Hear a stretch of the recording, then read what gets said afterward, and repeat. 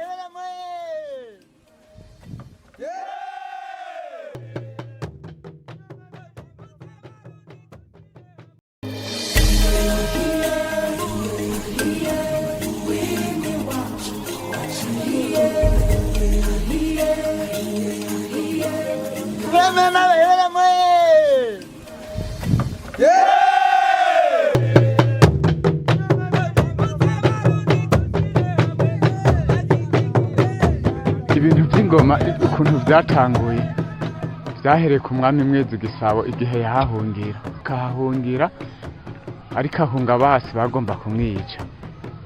Hama rero umutama yitwa Nyabidaha ariwo muryango w'Abanyagisaka acaramunyegeza. Yego ko umwami yaje avuga ati ntabarumpisha, uwo mutama ati je sinshobora kuguhisha kuko sindakuzi. Umwami acarisigura ati je ndi umwami w'i Burundi. Uwo mutama vyumvise acaraba ingene yo munyegeza, acaraba kuko kera baba mu nzu z'ivyatsi, acariyumvira ingene yo munyegeza.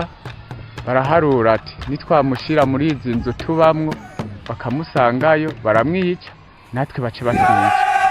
Acayiriyumvira acamushira mu kigega c'amasaka, hagati mu kigega c'amasaka hejuru barenza ku giti kugira ngo ubwayi bw'amasaka ntibumukorokereko. Hama rero abasi bamaze kurenga, niyo haza abakunzi biwe bakashikira kuri Nyamutama nyene bamubaza yuko yomwereka uwo mwami ahari, kubera uwo mutama ataraza amazina n'amajwi yabo. Agaca bahakanira ati ntaza aho umwami ari, bakacamera nk'abarengana. Ariko kubera umwami yaraza amajwi yabo, agaca barera Nyamutama ati abo nabi wanje, abo nabi wanje, abo nabi wanje.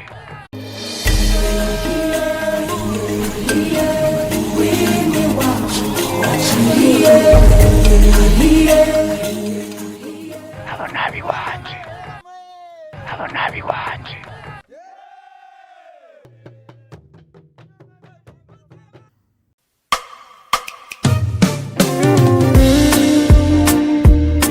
Hahirwa ihanga rifise uhoraho kw'Imana yaryo, ubwoko yitoranije kuba ishamvu yiwe. Zaburi ya 33 igice ca 12. Iryo hanga sirindi ni hanga ry'abarundi bose bahagaze neza muri Yesu Kristo, kandi bakora ivyo Data wa twese ndiho agomba. Yemwe bene wacu Barundi, uko muri mu gihugu c'u Burundi canke aho muherereye hose kw'isi, uko munteze amatwi, mbanje kubaramutsa mu izina ry'umwami wacu Yesu Kristo, kandi ndabasabira amahoro n'ubumwe biva ku Mana yaremye amajuru n'isi. nuko kandi amavi yose afukame imbere y'uwo muremyi wa vyose twita ndiho mu rurimi rw'ikirundi. Jewe rero muteze amatwi mu biganiro ngomba kubashikiriza kuri Burundi Imbere Channel TV uno munsi kw'igenekererezo rya 22 Myandagaro umwaka w'2022. Nitwa Habimana Salomo, nkaba mbarizwa mu gihugu ca Afrika y'Epfo i Pretoria. Niyumviriye gutanguza uwo muhora nise Burundi Imbere Channel TV kubera izi ntumbero zikurikira. Ubwa mbere nabonye ko bikwiriye guterera agacumu k'ubumwe mu gukangurira bene wacu b'abarundi gukunda igihugu cabibarutse, tugafashanya uko bishobotse kose kubaha ndiho, iyo Mana yaduhaye ico cibare giteye igomwe. Uburundi bufise ubwiza bwihariye bishoboka ko buruta kure ubw'ibindi bihugu. Mbere vyageze naho abakoroni Uburundi babwita Suisse d'Afrique canke Ubuswise bwa Afrika atagahemo babivuganye. Hego cane, iyo Mana yaduhaye n'ubutunzi bwinshi birenze uko twobitahura amagingaya. Ivyo tuzobigarukako kenshi twimbika cane ku mpamvu ituma imiryango n'amakompanyi vy'abazungu benshi barajwe ishinga no kuza kutubibamwo indyane zifatiye ku moko kugira ngo baducemwo, hanyuma bashobore kwiyorera ubwo butunzi bitabagoye, mu gihe twe dusigaranye amadeni yabo y'umurengera. Ubwa kabiri nabonye ko dukwiriye gukangurana twebwe abarundi mu kubwirana amakuru y'imvaho kandi y'ukuri, hanyuma tukagwanira amahoro dufatanye mu nda, tukayasasagaza mu gihugu cacu kandi tukijukira gukora ibikorwa bizana iterambere mu barundi bose, mu gihugu no hanze y'igihugu. Ni koko ivyo tuzobishikako, ariko bizodusaba kubanza gutahura uruhare runini abazungu b'abakoroni bagize kugeza na magingaya mu kudusubiza inyuma muri vyose. Subiremwo, mu kudusubiza inyuma muri vyose.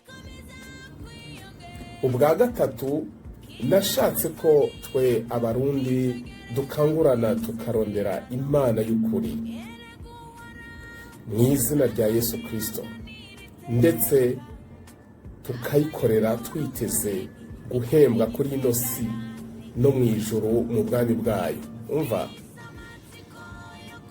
ntituvyirengagize, hahirwa ihanga rifise Uhoraho. Igihugu cacu twakimurikiye ndiho, Uhoraho, Imana twita ndiho mu Kirundi. Tugomba kubigendera rero, umurundi wese ahava akagera akamenya ko iyo Mana twari tuyifise kuva na kera imbere y'umuzo w'abakoroni b'abazungu. Iruhande y'izo ntumbero twobamenyesha ko moto yacu muri Burundi Imbere Channel TV ari Imana imbere, Uburundi n'abarundi imbere.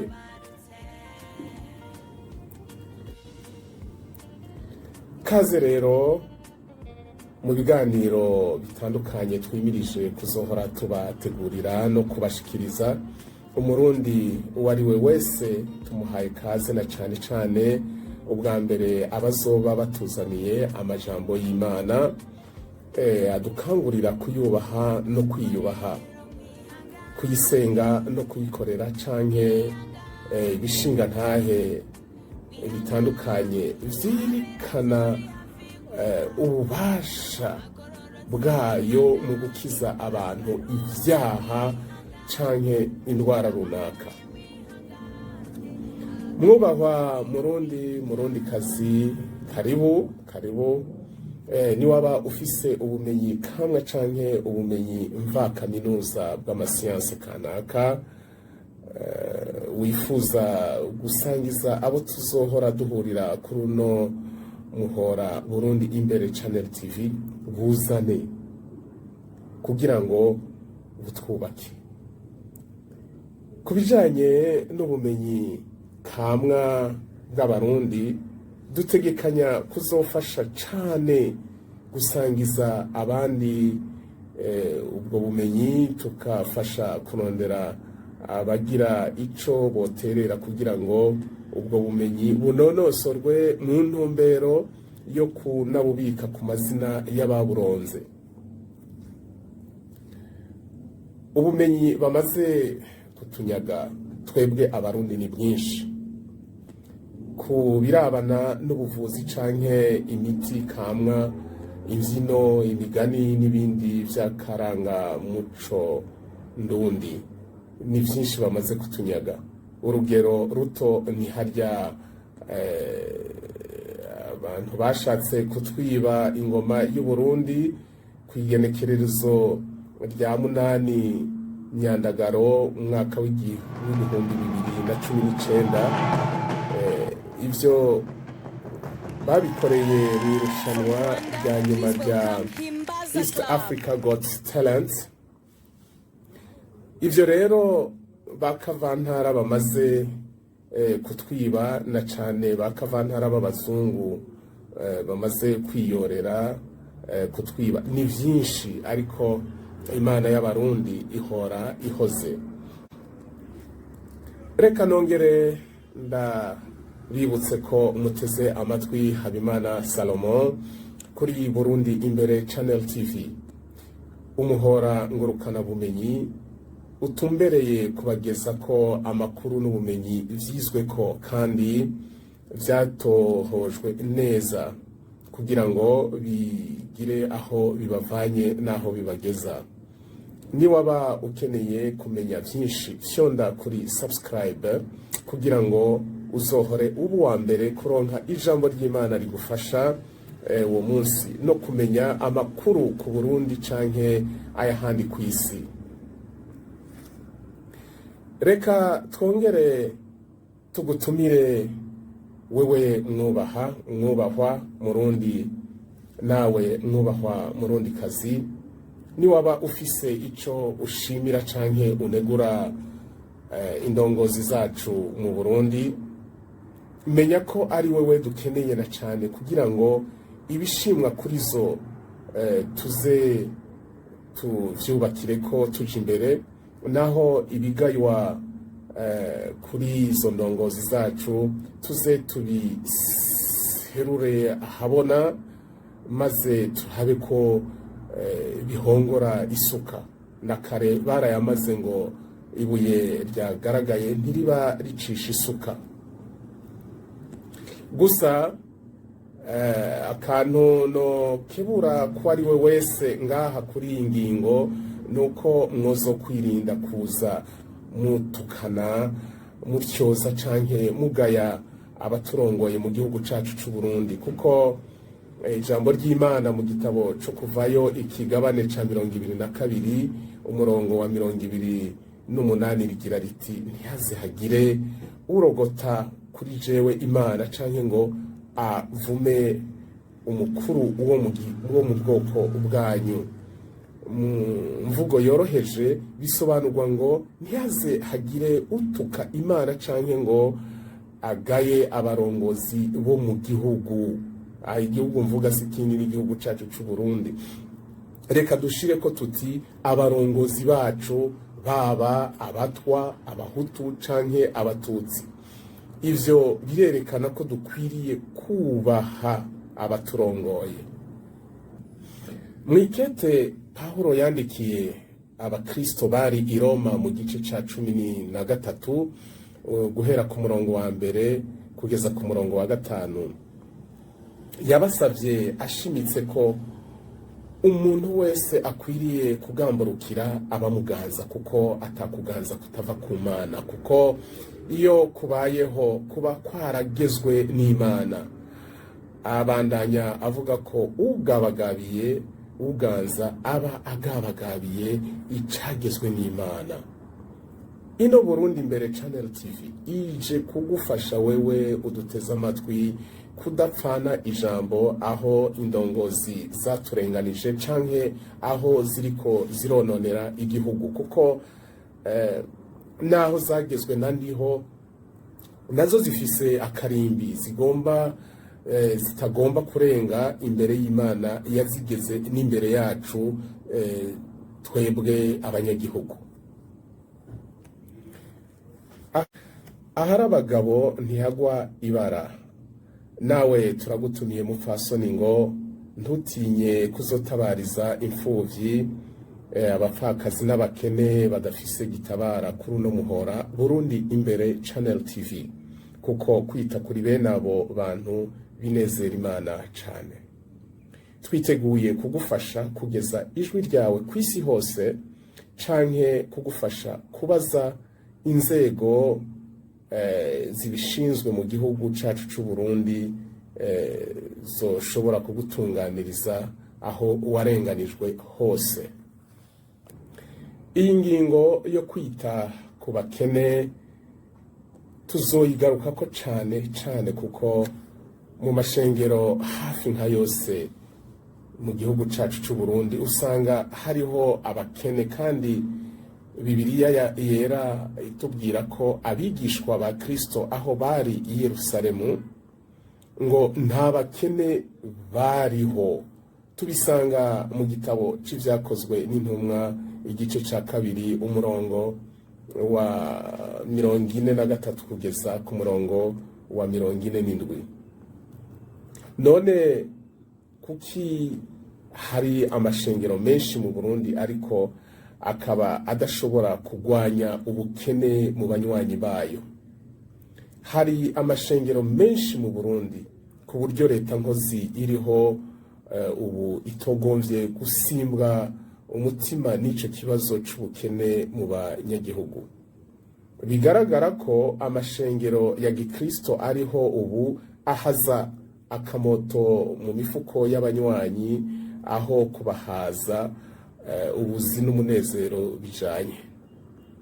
Mbe waraye inzara uwo mwigisha urukundo, narirya tuzi ko aharaye inzara havyuka inzigo.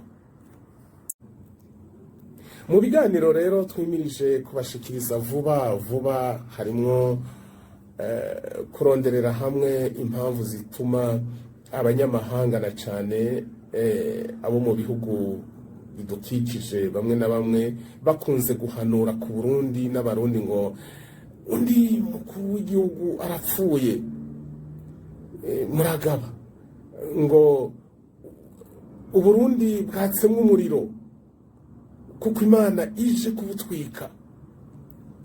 Mama ngo abarundi twababaje Imana twanga kwihana ngo none Imana ije kuturandura. Tuzosangira ibishinga ntahe bihambaye ku kuntu Yesu Kristo yakijije abantu mu buryo bw'ibitangaza bataziga namba ngaha mu gihugu cacu c'u Burundi. Bariho, kaze ni karibu, tubahaye ikaze. Kandi tuzorondera impamvu nyakuri zatumye intwazangabo z'igihugu cacu c'u Burundi zijanwa hirya no hino gutabara bahuye n'ibibazo bitandukanye nko muri Somalia n'ahandi.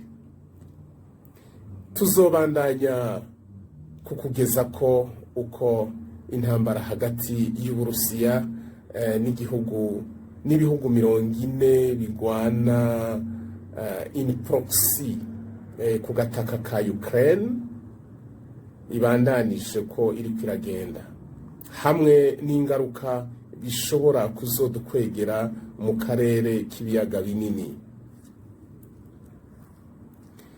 Tuzofatanya gusobanuza aho umubano muke hagati y'u Rwanda n'u Burundi waturutse, mu gihe twibuka ko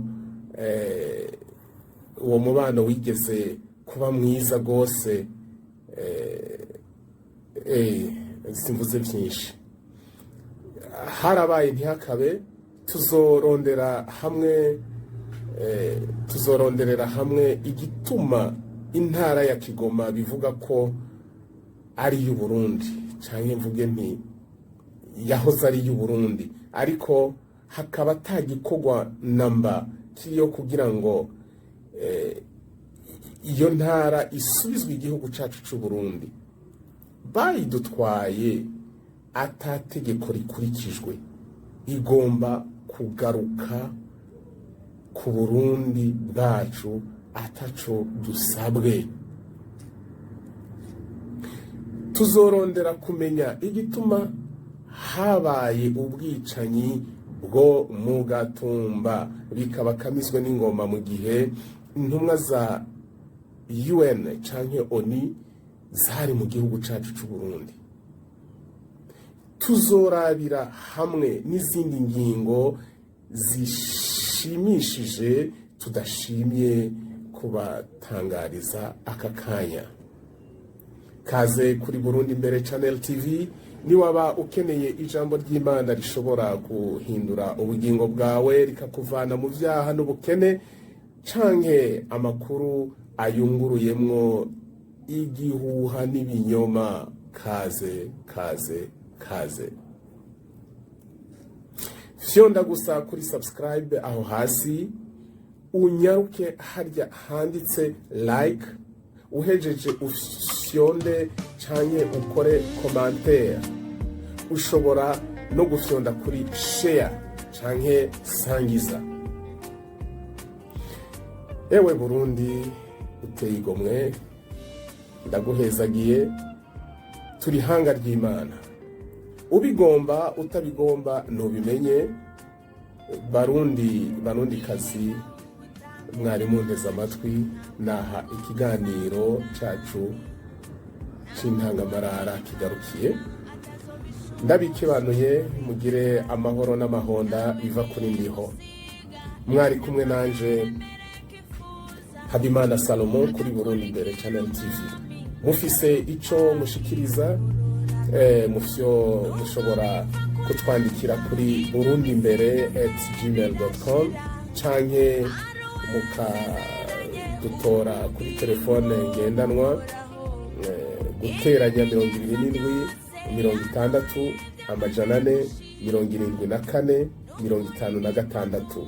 Ndasubiramwo guteranya 27 60 474 56. Ndabikebanuye.